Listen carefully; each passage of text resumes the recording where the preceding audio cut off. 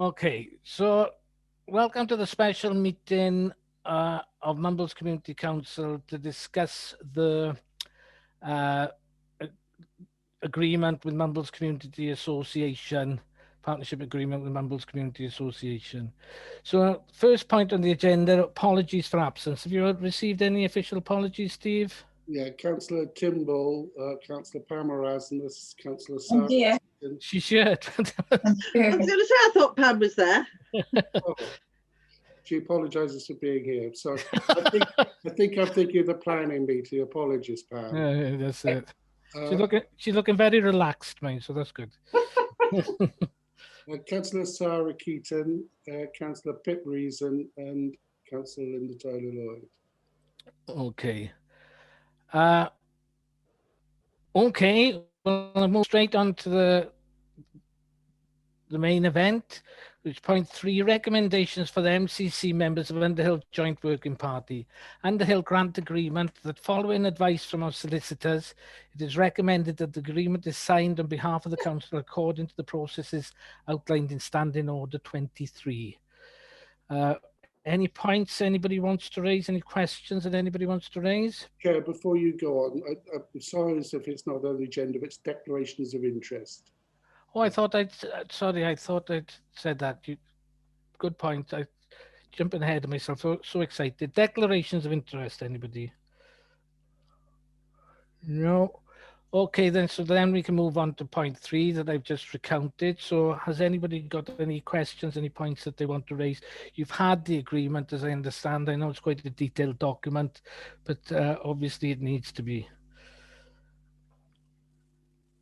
No questions. So if that's the case, can I put it to the vote then that Chair, just for the record, they've also had our councillor's notes on it with his recommendation that it's a good, it's a document that we can sign. So.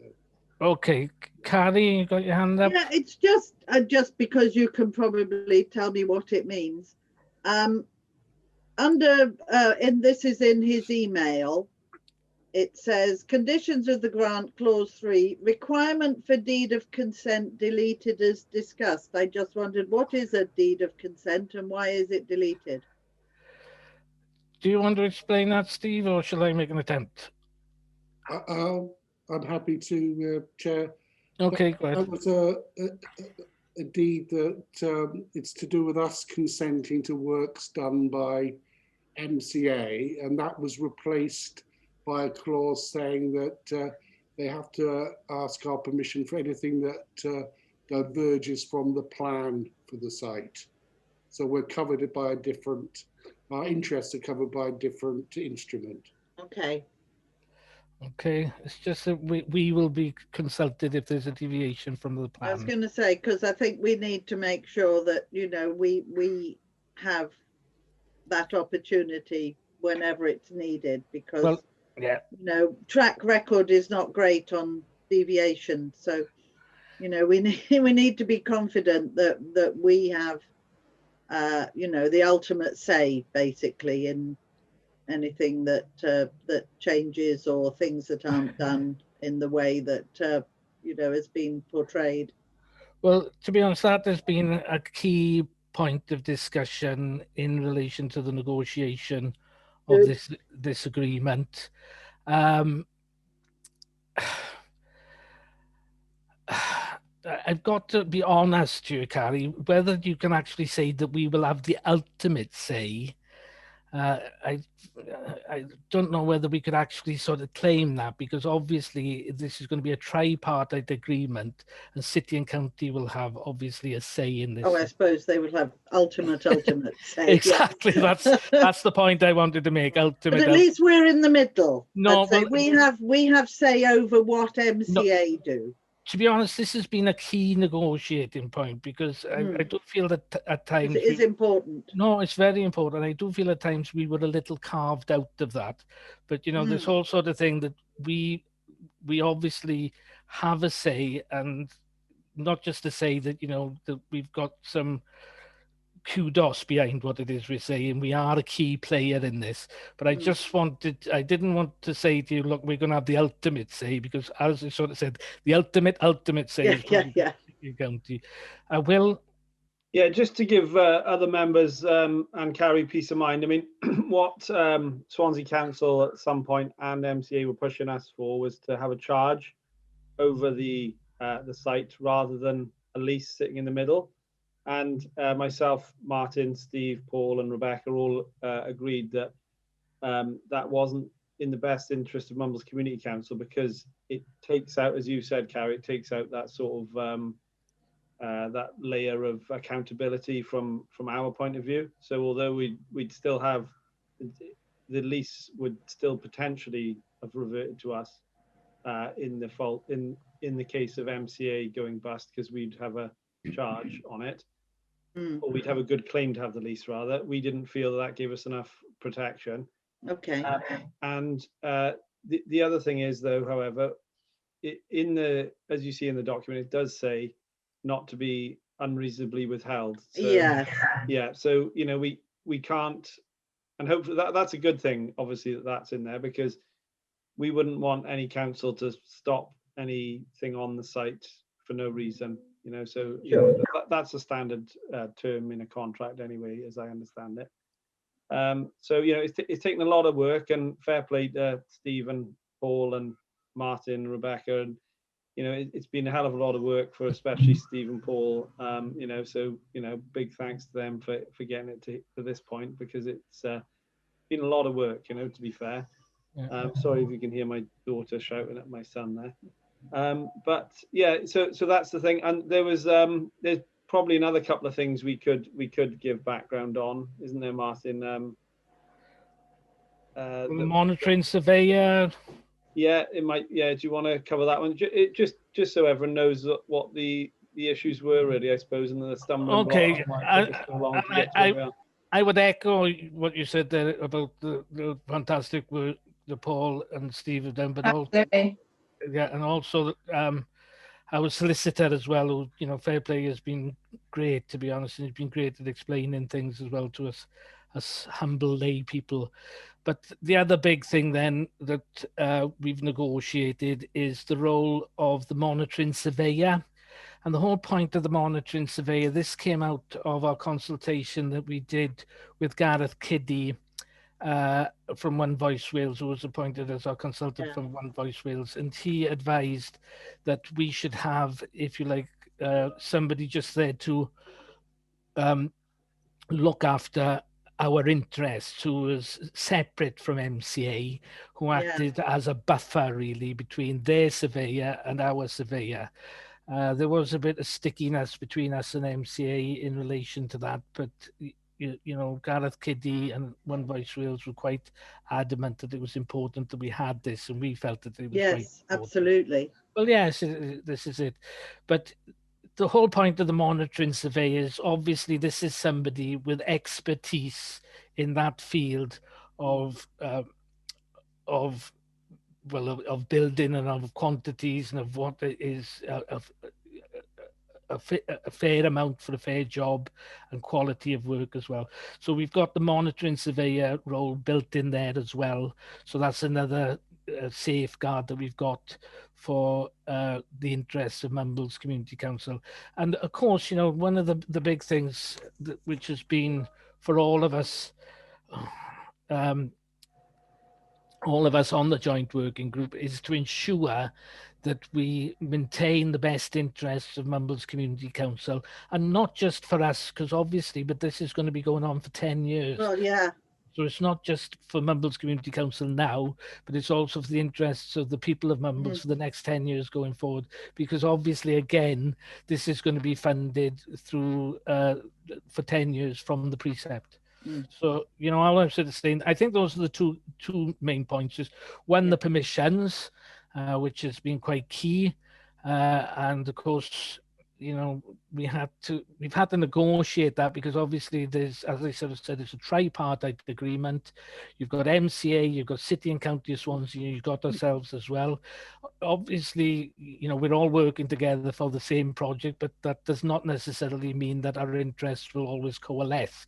But at the same time, we need to negotiate those those different interests.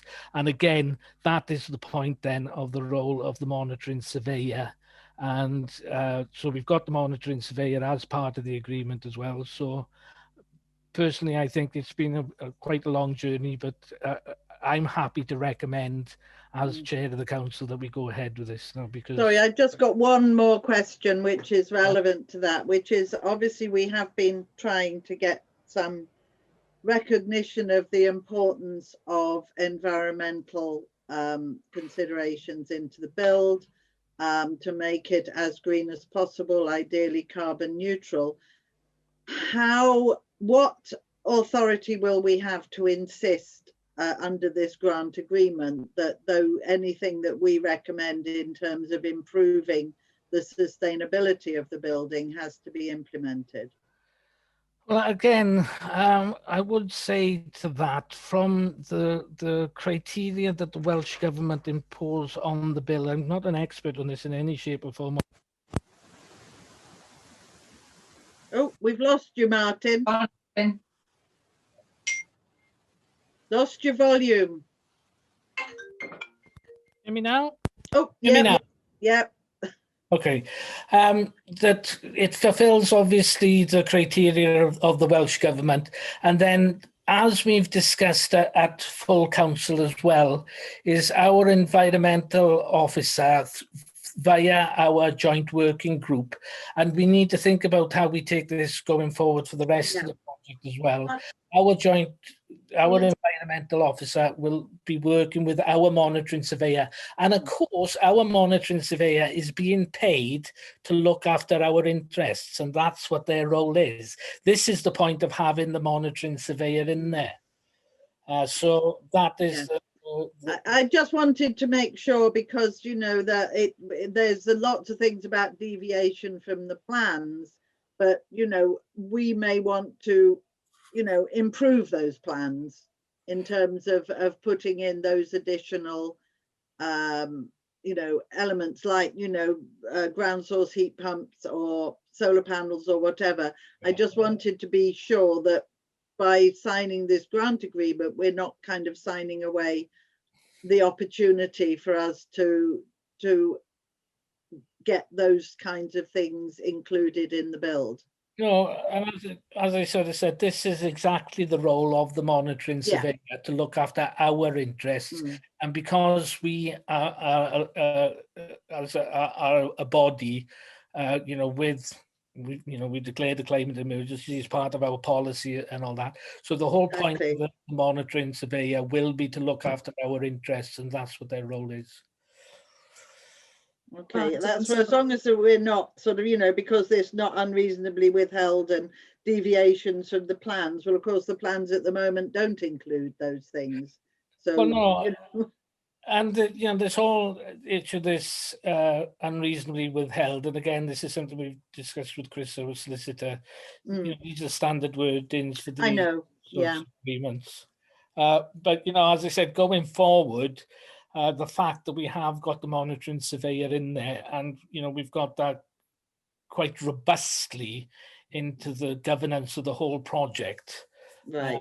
You know, I think that will be an important role, and that's what their role will be. Okay. Okay.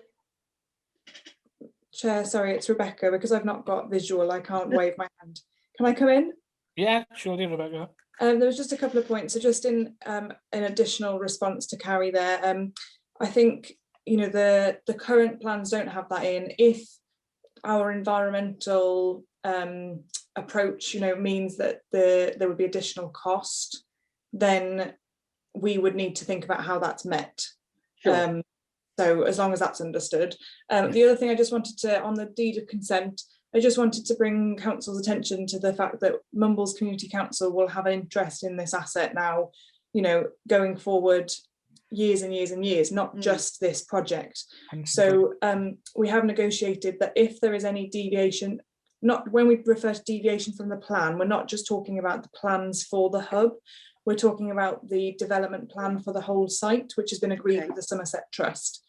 If there's any deviation from that, so that's beyond the lifetime of this project, then Mumbles Community Council would be consulted and we would have to give permission under the agreement. So we've negotiated that as well to maintain our interest into the long-term future, so that if the asset does ever revert back to us, it is the sort of asset that we, you know, want it to be, rather than a concrete car park, which is the example I gave in negotiations.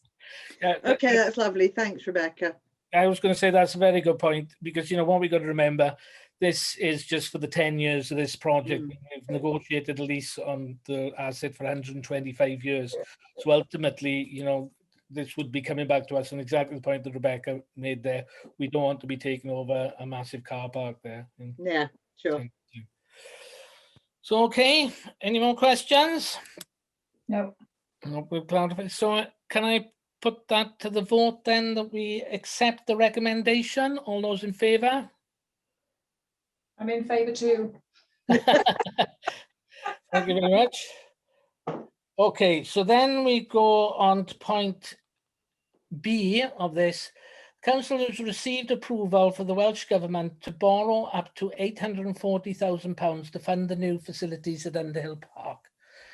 Under Financial Regulation 1.13, the authorisation of borrowing must be made by full council.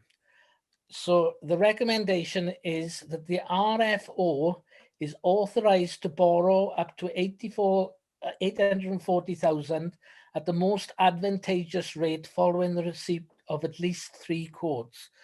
Paul, did you want to say anything on this before we go to a discussion of any sorts? Only that it's just really regularising it. The fact that financial regs say that the council must authorise borrowing. That's really why this recommendation is there, and the process that's outlined is really what's going to happen between now and when we do actually take the money. Taking advice from the officer in Swansea Council who deals with the borrowing for them, and he has said that by far the cheapest will be the Public Works Loans Board, which is what we've used throughout the process to give us the figures. But he says the only other ones we're likely to borrow are probably high street banks. So I'll get at least two other quotes off them, but I suspect it will be the PWLB that will be who we will borrow from. But it's obviously council's decision to authorise that. Okay, as I should have said, I don't know if there's any particular questions on that, but I would like to again commend Paul for all the work he's done on this in relation to getting the loans, the loan proposal together, and also the work that he's doing at the moment in getting us the 3 quotes that we require in relation to take that forward. So any questions or anything in relation to that? If not, then can I move that to a vote that we accept the recommendation that we go forward on that? All those in favour? I'm in favour. Sorry. Okay, thank you for Little that. voice from the corner. Yeah, bottom right of the corner. Well, if that's the case, then I thank you all for your time, and thank you for coming to this special meeting. I'm sure you appreciate. We just wanted to get out of the way so we can get all the documentation signed and then carry on. So I wish you all a lovely evening. Thank you, Martin. I'll see you again soon. Okay. Can the joint working group people, Rebecca, Yeah. oh yeah, stay.